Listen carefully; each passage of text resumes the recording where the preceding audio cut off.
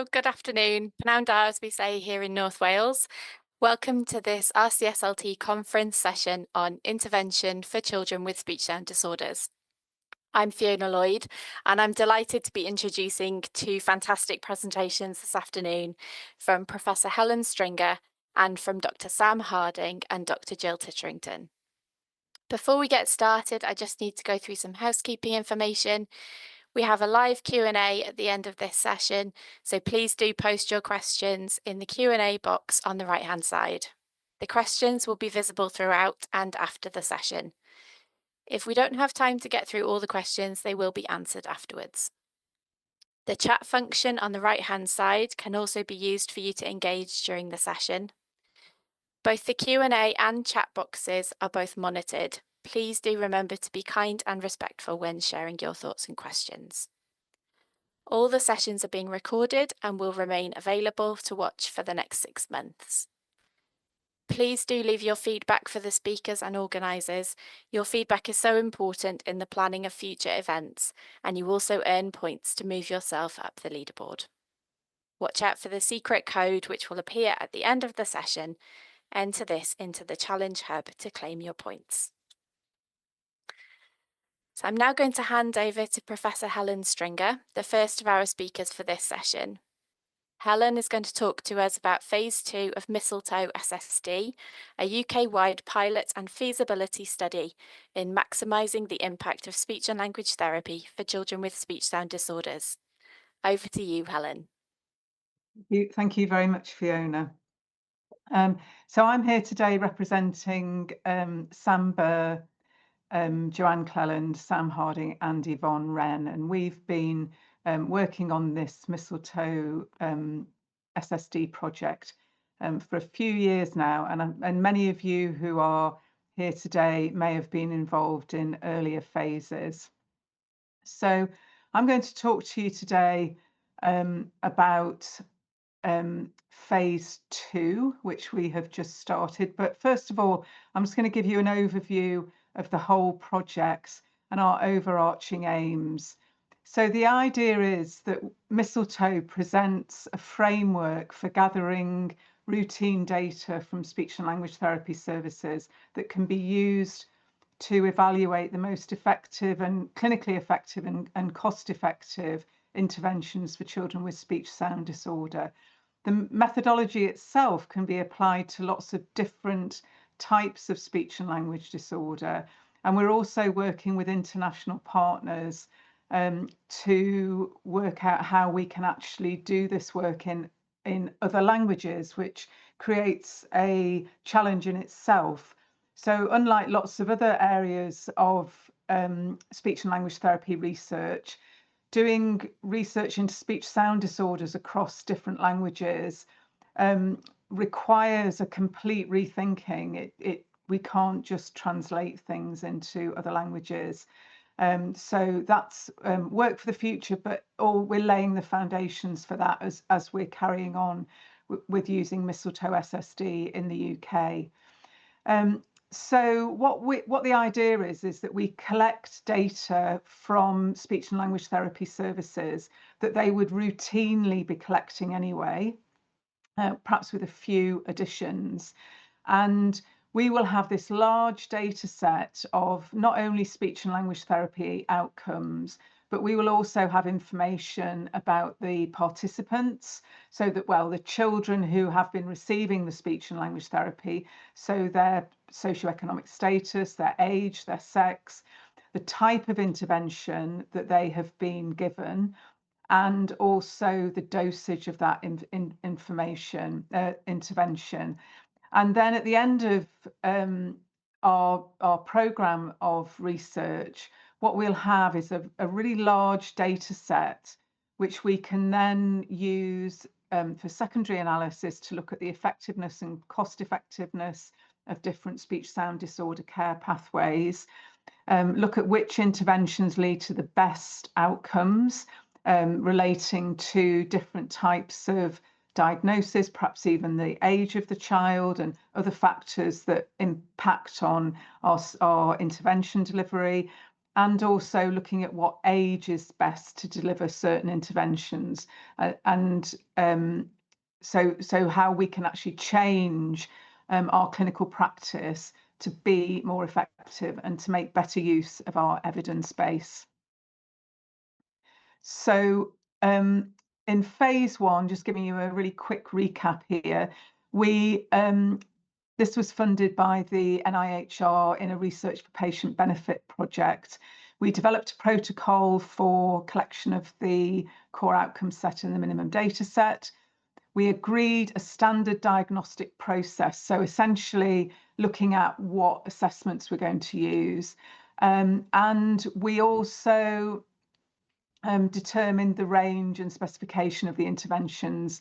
So we actually looked at which interventions different services used, and also what those interventions comprised, because I might say I'm doing minimal pairs with a child, and someone else might say, well, I'm doing minimal pairs with a child, but it doesn't look like your minimal pairs, I'm doing it differently.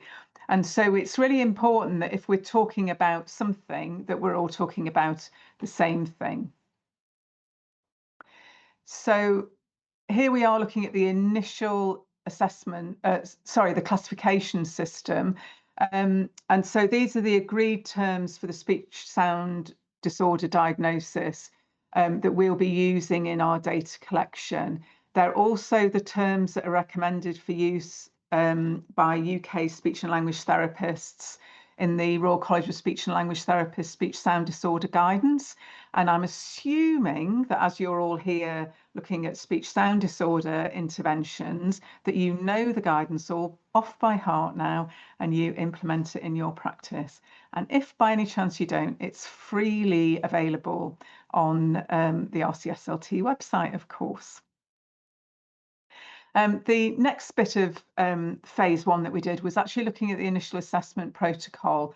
And so essentially, if we're looking at diagnosing children accurately and also collecting sort of routine similar data, excuse me, we also want to make sure that we are actually assessing the children in a robust way, so that we know that the process of arriving at the diagnosis has been is really robust.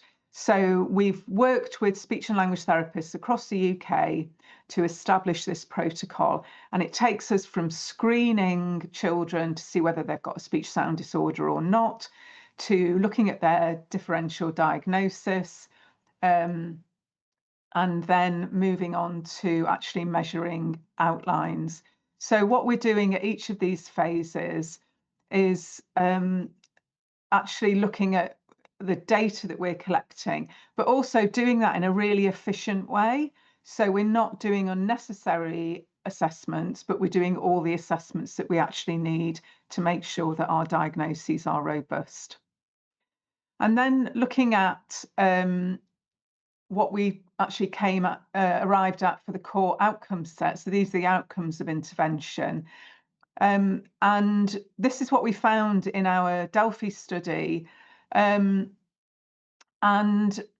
what we have had to do is, because there are areas where we couldn't come to a consent, we came to a consensus that it was really important to record communicative activity and participation and things like increased confidence when talking, which would point towards some sort of quality of life measure or communicative participation measure. But there's actually nothing that anyone in any of our research could suggest that was actually suitable. So we've sadly omitted these two outcomes from our core outcome set. But we will be picking them up in a later phase, in the next phase, when we move on to phase 3. The outcome measures that we agreed with our participants was that we would use the DEEP for assessing phonology, inconsistent and consistent phonology, and also for assessing articulation. We've got the intelligibility and context scale, which is going to be an overall measure of intelligibility. And this will be supported by percentage consonants correct, calculated from the DEEP. Also for phonological awareness, the Newcastle Assessment for Phonological Awareness. And for children who we suspect of having childhood apraxia of speech, using the Nuffield apraxia assessment.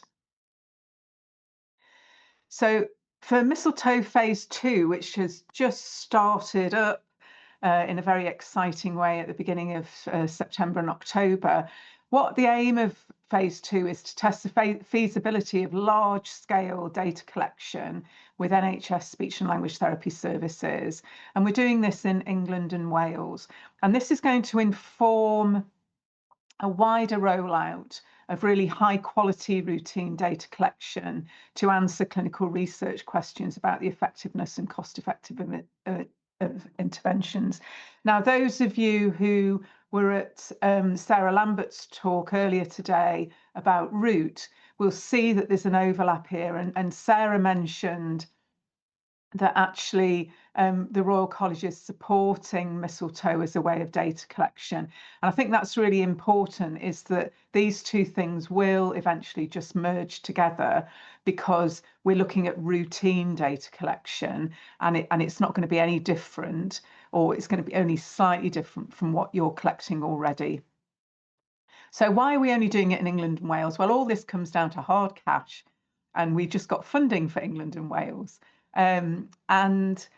So Health and Care Research Wales are funding Mistletoe 2 throughout the whole of Wales. And we have all of the health boards in Wales have signed up. And the National Institute for Health and Care Research have given us some research for patient benefit money. And we're piloting it with 5 services in England.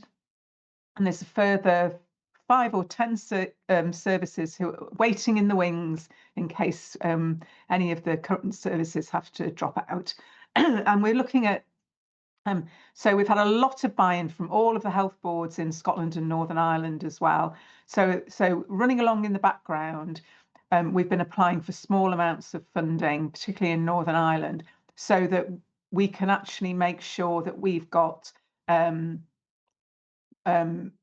data collection ready for, I'm saying very confidently, for when we get funding for phase 3 of mistletoe. But obviously my confidence may be misplaced, because these things are very difficult to gauge, I would say.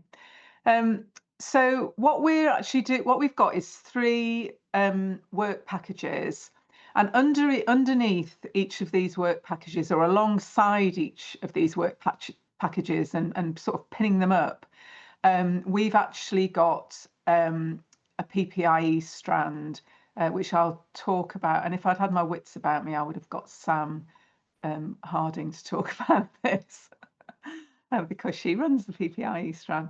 But what we've got in work package 1, we've developed online data collection protocols, and these are system 1. So we were limited in England by services that use system 1. And for Wales, we've developed a Qualtrics questionnaire. Now, they're going to be completed as part of the routine record keeping. Now, I think this is worth noting that within Wales, Northern Ireland and Scotland, all of their health boards that collect data for speech and language therapy, in Northern Ireland, they use the same platform. In Wales, they use the same platform. In Scotland, they use the same platform. In England, it's like some horrible nightmare, because there are lots of different platforms that people use.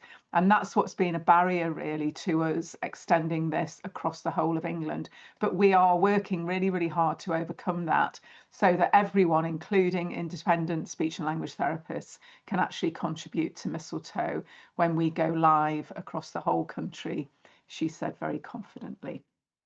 So work package 2 is about actually looking at the barriers and enablers.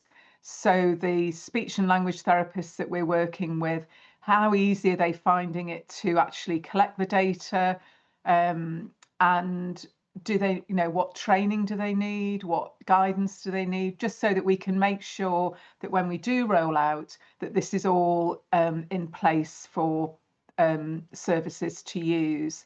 And then in work package 3, we're actually going to be looking at how we implement these, and then actually also how we recruit people, because that's a key part of this. And we're going to be working really closely with, I think have I missed one out there? Oh, yeah.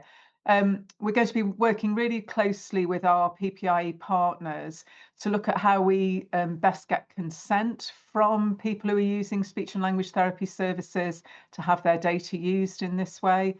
The data is all going to be pseudonymized prior to analysis, and this will help us be able to identify and remove data if participants decide they don't want their data collected. And we're also looking at how we implement the costs into the routine data, and also how we can follow the protocols so that we really get good quality data that's been, got good fidelity.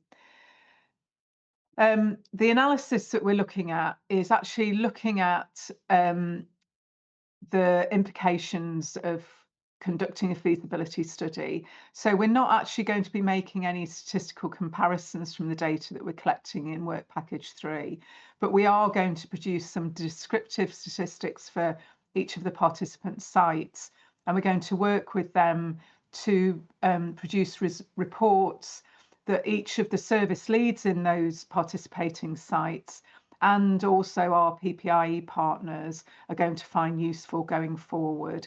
So actually at that point, the services will be able to evaluate how effective their interventions are, just looking at this very small limited data set that we're collecting at this phase.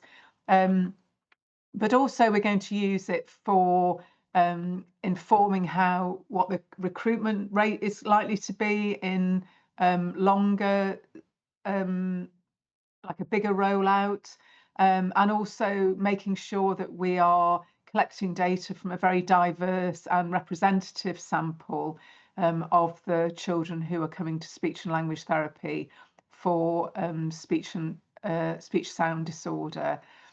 And so we'll make modifications at this point. The implications for routine clinical practice are actually really quite wide-ranging, and this is where we've got more than our fingers crossed for obtaining funding for phase 3, because the next step on from this feasibility and pilot study would actually be rolling out on a much, much bigger scale, and then setting up all the protocols for development of this huge data set.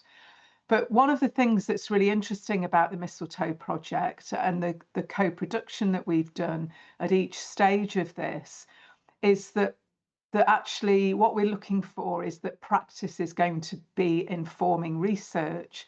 And because of the way we've developed the protocols, research is also informing practice. So there's a nice sort of symbiotic relationship here. We're also considering the increased importance of routine data collection and doing that in a consistent way, just as many services at the moment are doing for Root. We're also going to make the data accessible to researchers, so it will be accessible to the services involved, but also to researchers who want to look at the effectiveness and also the economic evaluations of speech sound disorder. And these really, the outcomes of that sort of research, is really a strong weapon for services when we're looking at actually asking government for increased resources. So we can enable service improvement, be more efficient and effective in the use of our resources, and really, taking the next step when it comes to that. So our team's getting bigger and bigger each time we get a little bit more money from someone. So we've now got Caitlin, Rennie, and Paola who have joined us as research assistants on this next phase. There's a QR code here which will take you to the website for our research. Okay, so thank you all very much, and I will hand over to Fiona again.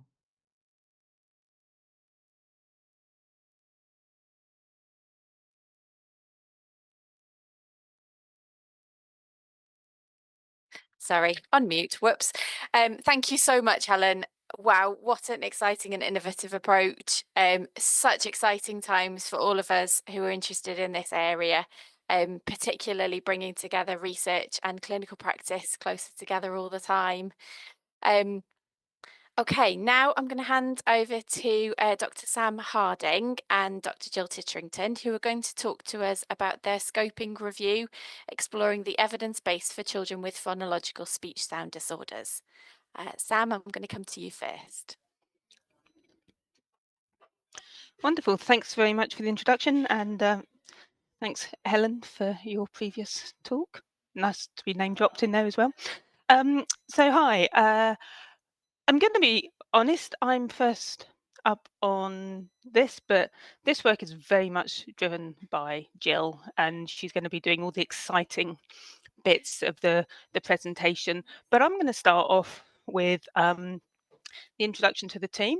They're on the bottom of the slide, but I'd really like to make sure I name drop Nikki McDonald in here. Nikki is our PPI lead on this project, and she is the founder of Luca's Voice, and I really do strongly believe that even in the world of reviewing, PPI should be present and it should have a very strong voice. So I wanted to make sure that everybody acknowledged Nikki's presence on this piece of work.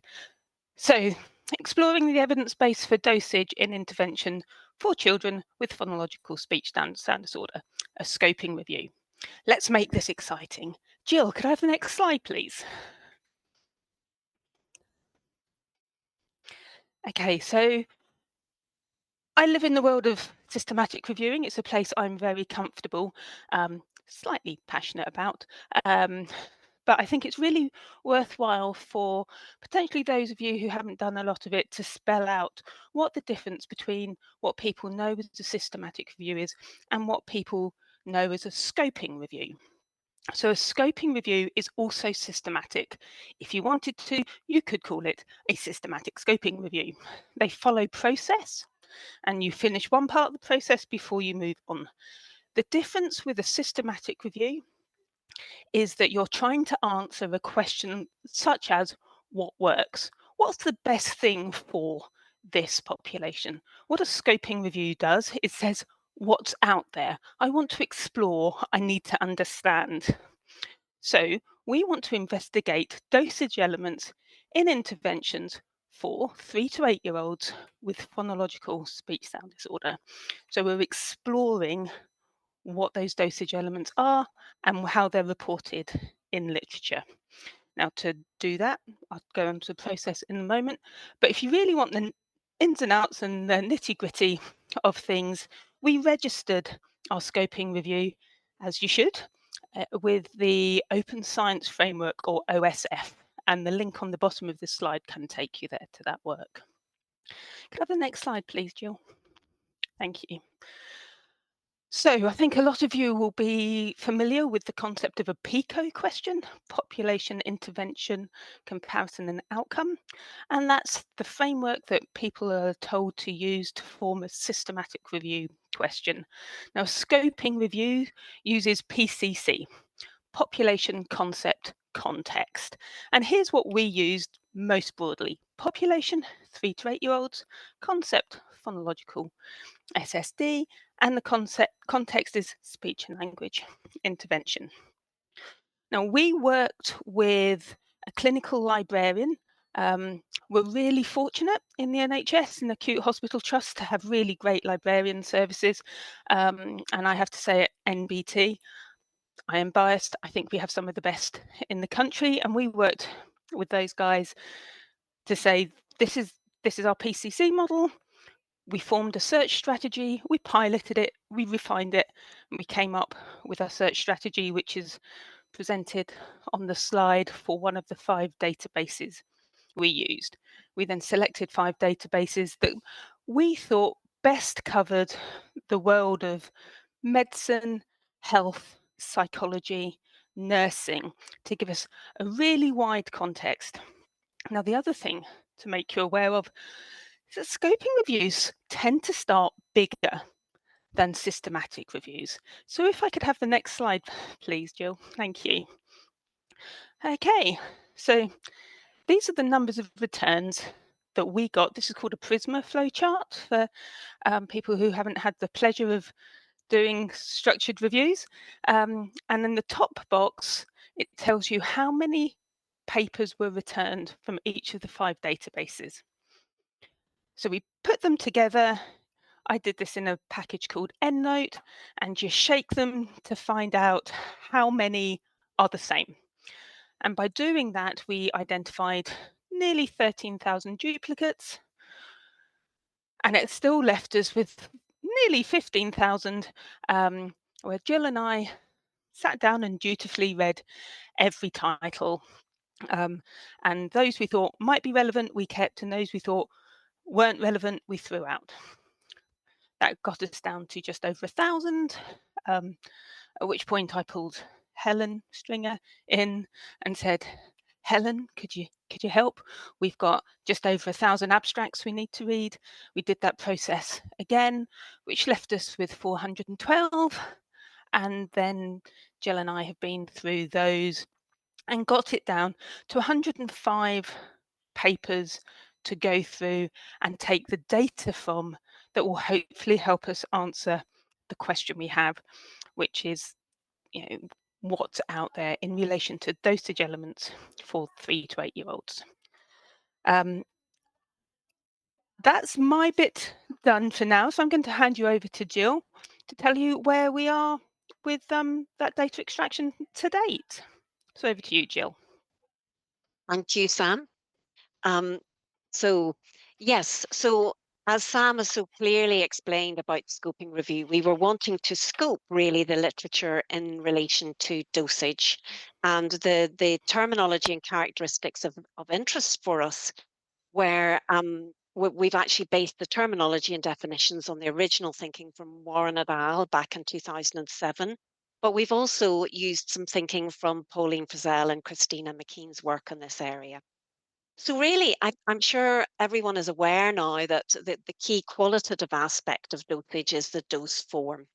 And the dose form is really the form in which the actual intervention approach and the targets are embedded. And the therapeutic skills and activities that we use to help children learn are all part of that dose form. And in fact, when you look at intervention research for child speech sound disorder, the majority of it really focuses on aspects that are to do with dose form, usually the nature of the intervention approach and the targets used. There's very little research into the quantitative aspects and really not much consideration of the quantitative aspects. And we don't really know enough about all of that, which is why we decided to do the scoping review in the first place. So we were especially interested in these quantitative aspects that are looking at intensity of intervention. So we decided that the information we want to extract from the papers would be based on, first of all, the most commonly considered when they are considered elements. So includes the dose. So that's the number of target trials produced by the child in a session, and or the actual teaching episodes provided by the therapist to elicit those target trials. In this scoping review, we were particularly interested in the number of trials produced by the children as dose. So, for example, we were interested in whether a child was able to produce 60 productions of target words, so target sounds and words, or maybe, up to 100 productions, or what was the dose per session. We were also interested in the dose frequency, which was the number of sessions per week or day or month. and the total intervention duration. So that's the number of weeks, months, or days that it took to deliver that intervention. Now, according to Warren et al., these can become part of a formula, and when they're multiplied together, they produce a cumulative intervention intensity, which is a kind of representation of the total dosage that a child receives in their intervention. We have an example here. So 70 target trials provided twice weekly over 10 weeks would result in a cumulative intervention intensity of 1,400. Now, for researchers, they can hold that cumulative intervention intensity figure constant and manipulate the other variables to see, well, oh, look, if I tweak the target trials or if I tweak the frequency or the number of weeks covered, how might that impact on outcomes? So these were the three core areas, or four core, including cumulative intervention intensity, that we were interested in. But we also wanted to include some of the less commonly considered elements of dosage. So session length was one of those. So that's basically the total length of the intervention session. For example, it might be 30 minutes long. But we also wanted to include the dose time. And this is something that Christina McKean and Pauline Frizzell have really highlighted the importance of considering, where we're looking at the precise amount of therapeutic time that a therapist would spend targeting, for example, specific speech goals in the session. So that could be something like 20 minutes out of a 30-minute session. And that fineness of thinking in terms of the amount of time spent in intervention is something that therapists are very far and researchers are very far from doing at the moment, but really good thing for us to start thinking a bit more about, because dose rate is something we want to look at as well in our scoping review, or what we have looked at, as the case may be. So what we wanted to look at was the average rate of target trials produced by children, or indeed you could have looked at the teaching episodes delivered by therapists per unit of time. But as I say, we were particularly interested in the dose for the child. So, for example, we would be looking at a dose of 60 target trials produced over a dose time of 20 minutes. And that would give you a rate of 3 target trials per minute. So we were interested to see, was that considered by papers? And if it wasn't, could it even be calculated? We're also interested in the total number of sessions delivered. And dose rate, some people might say, well, what's the difference between the dose rate and the dose? You know, but the important thing is to remember you could give a dose of 100 target trials in a 30-minute session, but still a dose of 100 trials in a 45-minute session. And it's the density of the dose in that session that's captured with dose rate, which isn't captured by just using the dose. So all of these aspects of dosage were what we wanted to extract, or try to extract, from the scoping review to see what was actually happening in research. Why were we actually interested in these things? Well, Sam has touched on that to some extent, but just to step back a bit and consider the fact that we were really interested in how active ingredients in our interventions for children with speech sound disorder affect the child's learnability, the child's ability to change their speech behavior and generalize those changes. And we know from the literature, of course, that the right intervention approach and the right targets are essential to helping drive change. They're key active ingredients. But we know very little about what the right dose might be. That's our number of target trials. What the right dose rate might be, so the density of practice of those trials in a session. What the right session frequency would be, so our number of sessions a week, and what our total intervention, our right total intervention duration is. We wanted to get some sort of scoping idea of what this might look like as far as we could from the literature. And of course, we consider all of these things within the context of the overall child and their speech sound disorder.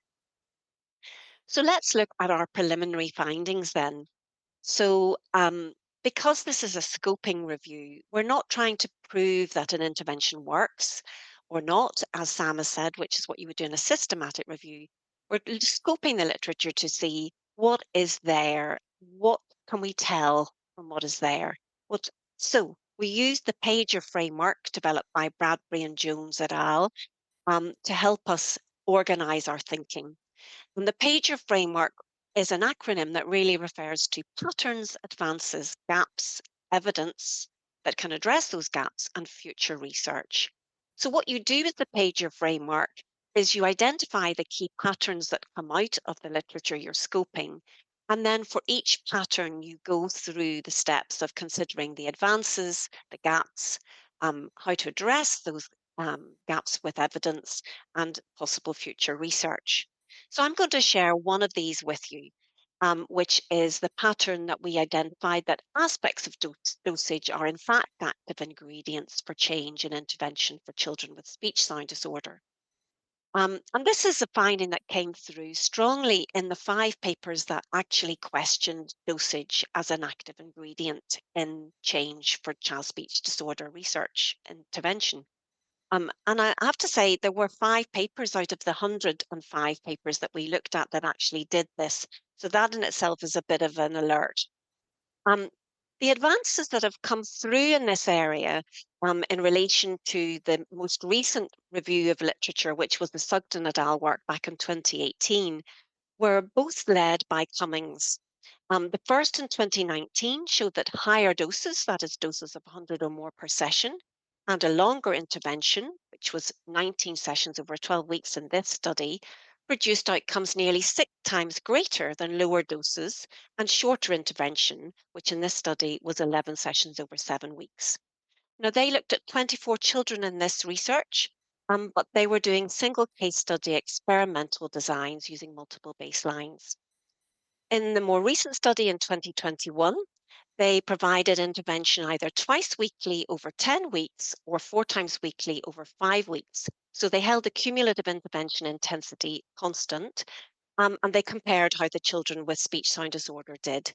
And they found that the intensive intervention produced the same effects in half the time for children with speech sound disorder. Um, Here they used 8 children, again, single case study experimental design. So we're going to integrate this research with the other papers and pull this together in the scoping review paper. So how do the gaps then relate to the pattern? Well, we see there's a lack of general research rigor to address questions about dosage effectively. We've got small sample sizes and single case study designs. We know that from what we've seen that not all aspects of dosage are included in the research into dosage, and that's leading to gaps in knowledge. So we don't know enough about dose rate. So for example, in the literature into morphosyntax and semantic treatments, we know that a high dose rate may allow for less frequent sessions. We don't know that for sure at all from the literature into phonological speech sound disorder because it's not been looked at. We also have gaps looking at whether there's a synergy, as I've just talked about, between different aspects of dosage and also between dosage and the child's presentation. So, what evidence do we need to gather? We need to develop reporting standards for dosage when we're carrying out interventions for both clinical and research work for children with speech sound disorder, which we hope to do. We need to support researchers to adhere to standard benchmarks in their research methods, like you would find in the Equator Network Guidelines website. And we need to look at research priorities for dosage and intervention for children with speech sound disorder. So last but not least, if we look at research and clinical recommendations, we would recommend systematic, rigorous, robust, and replicable research that looks at all key aspects of dosage and intervention for child speech sound disorder, and that dosage is reported as a standard variable in any intervention research for child speech sound disorder. Because how are you going to know research is effective for a certain approach if you haven't controlled dosage? We want researchers to consider how child characteristics, intervention type, and target selection interact with dosage. And we want them to consider how dosage variables, as we say, may interact with one another. And finally, we want to share the evidence that there is about dosage in phonological speech sound disorder and support its application to practice. So I'm going to hand back over to Sam. Okay, so that's where we are, but this is a bit of call to arms. How do we walk out of this webinar today and start to make a difference? So some of you may have come across the framework for reporting interventions, Tidier, and it's a framework I've used within a research context, and I would say we need to make sure that we are putting this stuff in our day-to-day notes. What intervention are we saying we're using? Why are we using that? What does it do? Who's providing it? You know, how much are you asking parents to do at home, and how much are they being able to do? And by reporting those things on a day-to-day basis, especially if you're in research, they can help make sure that the information that Jill and I are looking for is in the papers that we end up including in future reviews. The big thing, and why it's in red and underlined, is the when and how much, which is very much about the quantitative aspects that Jill has said today. So, you know, think of it as tidier plus and what we can do. Now, on a day-to-day basis, I would like to encourage anybody who's working in clinical practice to have a look at the Squire reporting guidelines. These are about putting the data in so you can undertake quality improvement projects. And there's a nice checklist available if you follow this link below that will help guide you through that. And once again, if you can collect this data, then that gives you something that you can audit and start to be able to comment on how your clinics, how your population of people that you serve start to marry up with the research that is out there being published in peer-reviewed journals, and even writing this stuff up for publication as well. So that's all from us for this presentation, but I'm just going to hand back to Jill for one last element. Thank you, Sam. Just one final slide, because I'm I'm the paediatric editor-in-chief for the IGLCD, just a call out to you to please consider, if you've got research or quality improvement work to share, to think about submitting to us. And indeed, also, if you're interested in peer reviewing, to consider that as well. Many thanks for listening, and we look forward to talking about the research now. Wow, thank you both. Another really inspiring and insightful presentation. Such exciting times in this area, isn't it? It's fantastic to imagine the impact of these projects on our clinical practice day to day. We do have some questions. I've just been having a look through them. So I'm going to try to do justice because they're coming through all the time. Okay. Right. Helen, question for you. So there's a question about whether other co-occurring difficulties are being looked at as well, and how those might impact on progress in therapy.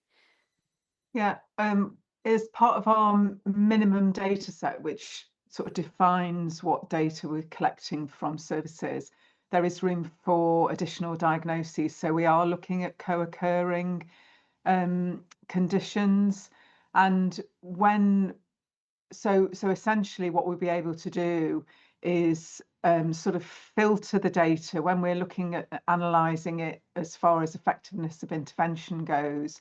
We'll be able to really quite precisely filter the data according to the different speech sound disorder subtypes, and then also co-occurring conditions. So that in a lot of cases actually is going to be language, as well as things like cleft lip and palate. In this pilot phase, we're more limited because we're only collecting data from a smaller number of clients. But actually, when we do the bigger rollout, obviously that's going to be extended. So at the end of the day, we are going to be collecting that sort of data. Fantastic, thank you. Okay, so another question. How long might it take to input data, Helen? I think this one's for you. How long might it take to input data for a patient, sort of on average? I suppose my thought on this, just from my experience of doing it here at the University Clinic into System 1, is that it took seconds, really, just a few minutes. And the thing is, a lot of services, in fact, I would say, so all services in Northern Ireland, Wales and Scotland require their therapists to input this data already, because you've got already online data collection, as have the majority of services now in England as well. So it's actually built into what you're doing on the day-to-day as part of your routine admin. It may be more of a challenge to independent practitioners who aren't actually using this software at the moment, but I'm sure you'll agree that actually it's just a routine that you get into at the end of, you've seen a client and you just, put in your data for whatever platform you're using. So not very long at all. Fantastic. I'm sure that's music to everybody's ears, isn't it? Okay, fantastic. And so just another one for you, Helen. How long do you think this phase will last before the data is analysed? Well, we're going to, as soon as we start collecting data, sort of real data from services in this particular part of the study, we're going to start analysing it so that we can share it with them.